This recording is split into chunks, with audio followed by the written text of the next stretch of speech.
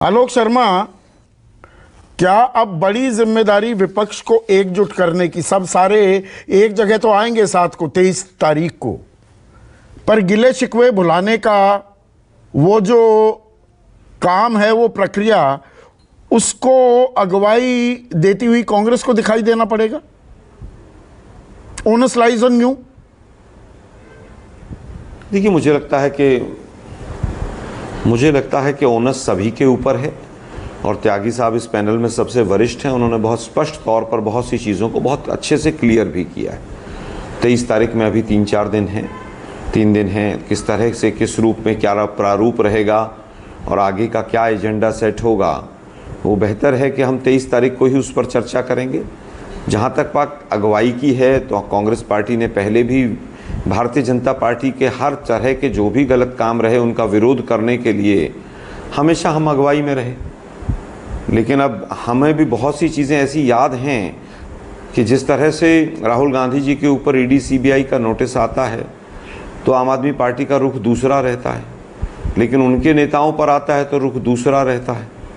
आज ऑर्डिनेंस आया है तो सबकी एकता चाहिए, ऑर्डिनेंस नहीं आया होता तो क्या तब भी एकता चाहिए थी? सवाल ये है।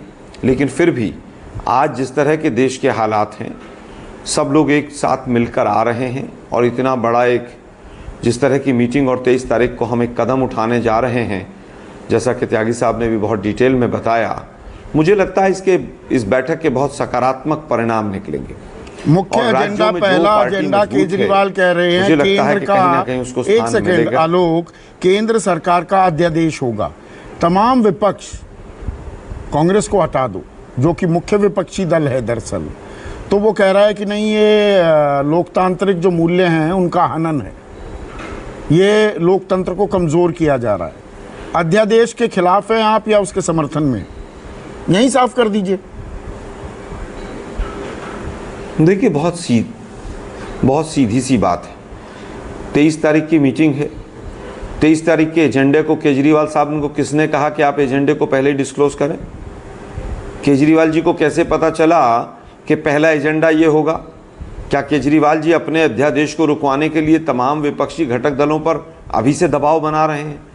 मुझे लगता है संयम से सबको चलना पड़ेगा। मैं ये निर्णय एक प्रवक्ता नहीं ले सकता है कि हम उस बिल के अगेंस्ट हैं या बिल के पक्ष में हैं या वोटिंग कहाँ करेंगे कहाँ नहीं करेंगे, ये मेरा हाई कमांड तय करेगा।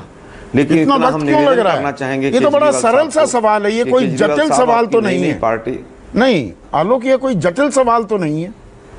नहीं, देखिए, जटिल तो सरल नहीं, ऐसा नहीं है। जटिल और सरलता की बात नहीं। जटिल तो वो भी नहीं था कि 3 काले कानून आए, केजरीवाल जी ने सबसे पहले अपनी विधानसभा में पास कर दिए, तब उनको लोकतंत्र का हनन और किसानों का हनन नहीं आ रहा था। ये फैसला मेरे लेवल पर या अभी तक कोई निर्णय अगर आया होता तो संदीप भाई, आपके सूत्र तो मुझसे भी ज़्यादा मजबूत हैं। मुझे लगता है कि मैं इस निर्णय को अभी देने में अक्षम हूँ। किस लेवल पर चर्चा चल रही है, नहीं चल रही है, भरोसे एतबार की कमी है। यहाँ पर जैस्मिन ने यह भी कहा कि पता होता अरविंद केजरीवाल तो राहुल गांधी से मिलने को तैयार बैठे हैं, समय मांग रहे हैं और समय नहीं मिल पा रहा। दिल्ली में ही दोनों नेता, पर दूरी अभी भी बरकरार है। देखिए,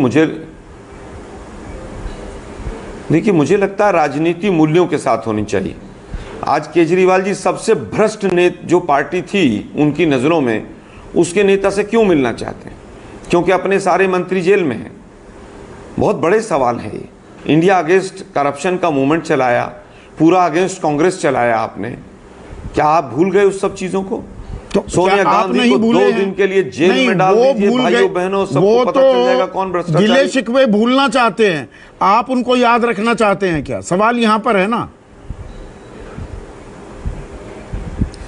नहीं, हमारा ये है कि क्या गिले शिकवे उन्होंने छोड़ दिए? सवाल ये है सबसे बड़ा। क्या गिले शिकवे उनके मन में नहीं है? 2 दिन पहले की जो राजस्थान की रैली थी, किस तरह के गिले शिकवे उन्होंने देश के सामने रखे हैं और राजस्थान की जनता के सामने रखे हैं। 2 ही दिन पहले की बात है रैली की। हम कहना चाहेंगे केजरीवाल जी पहले 2 निर्णय करें।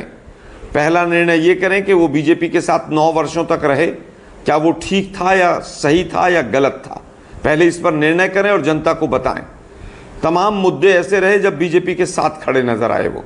दूसरा निर्णय वो ये करें कि वो बाकी सब लोगों को भ्रष्टाचारी बताते थे, लालू प्रसाद जी, फलाना ढिकड़ा, सब भ्रष्टाचारी थे उनकी नज़र में। तो क्या आज भी भ्रष्टाचारी हैं कि नहीं? और केजरीवाल साहब, आपके एक सांसद हैं, वो भी बाई इलेक्शन में जीते हैं।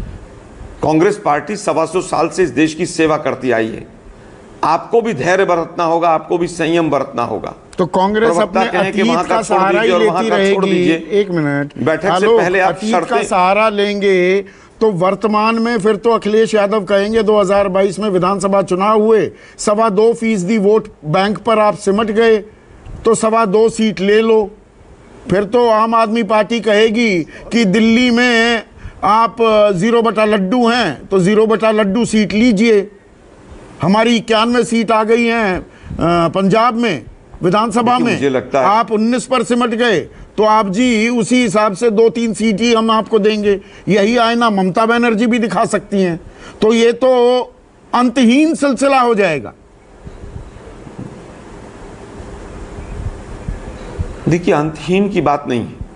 ममता बनर्जी जी ने तमाम मौकों पर बीजेपी का साथ दिया कि नहीं दिया, आप बता दीजिए मुझे। राष्ट्रपति का चुनाव हो, उपराष्ट्रपति का चुनाव हो, कांग्रेस पार्टी सारी कटुताएं भुलाने को तैयार है, लेकिन वो पहले तय तो कर लें वो वास्तव में ऑर्डिनेंस की वजह से इस गठबंधन में आ रहे हैं या बीजेपी का डर है, डर सता रहा है इसलिए आ रहे हैं। पहले वो तय तो कर लें। लोकतंत्र का बचाव करना है, लोकतंत्र को बचाना है, सबकी आवश्यकता है। लेकिन अगर आप लोग ये सोचें कि कांग्रेस ही केवल सारे सेक्रीफाइस देगी तो नहीं देगी। कांग्रेस बराबरी पर जिस राज्य में जो मजबूत है, हम बातचीत को भी तैयार हैं।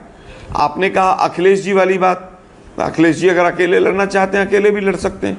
2009 में अकेले लड़े थे वो, फिर बाहर से समर्थन मायावती और अखिलेश जी ने दोनों ने दिया था। हम कह रहे हैं कि अभी 23 तारीख तक इंतजार करना चाहिए। 2 सवाल मूल तौर पर रहे।